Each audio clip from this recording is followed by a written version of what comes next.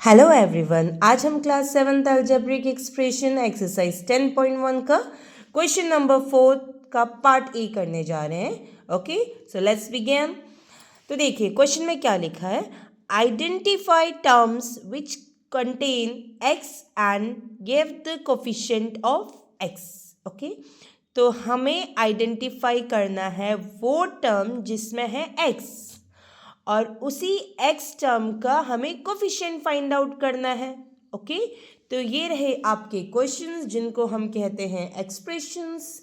Okay, तो देखिए मैंने आप लोगों के लिए एक्स को रेड रेड रेड से दिखा दिया है। ओके, तो देखो पहला क्वेश्चन है Y square X plus Y. तो बताइए एक्स कहाँ है, क्योंकि क्वेश्चन में बोला है कि हमें ऐसे टर्म फाइंड करना है जिसमें है एक्स।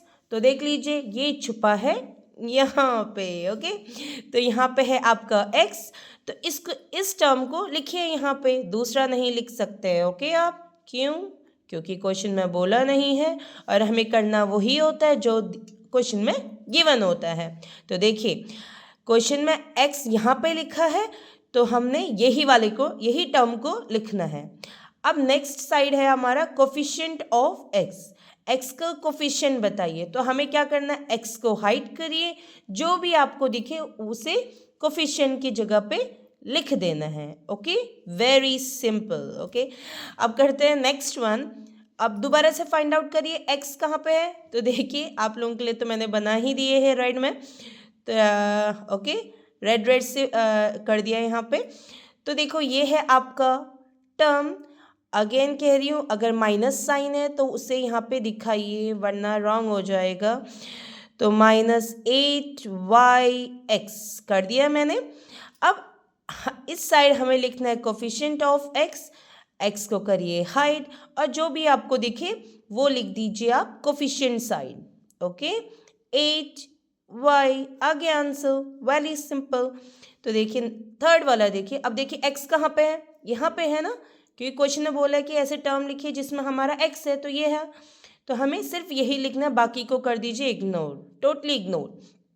तो देखो x है तो यहाँ पे लिख दीजिए x। अब बोलो, अब लिखना है यहाँ पे कोफिशिएंट।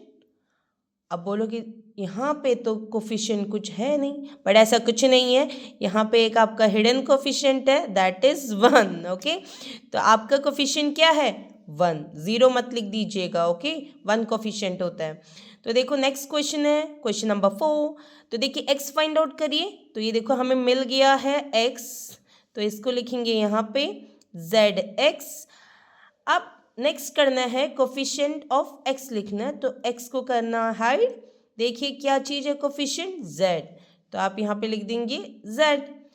अब ये नेक्स्ट क्वेश्चन देखो, क्वेश्चन नंबर 5, 1 + x + xy।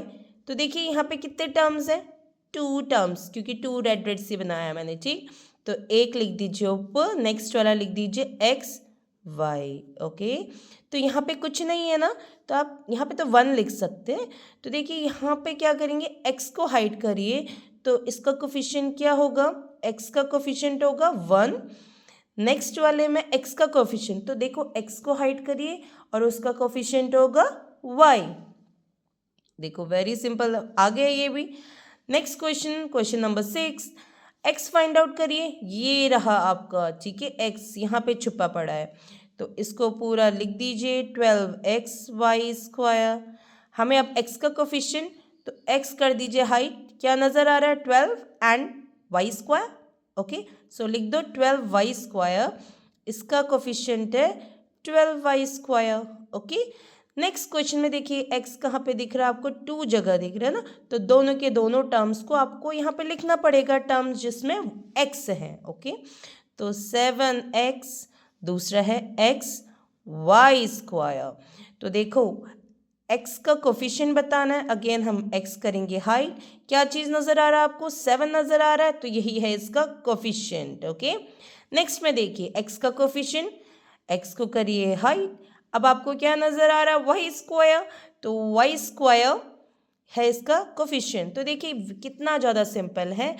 अगर आपको वीडियो सही लगे तो please subscribe my channel and thank you for listening me. Okay.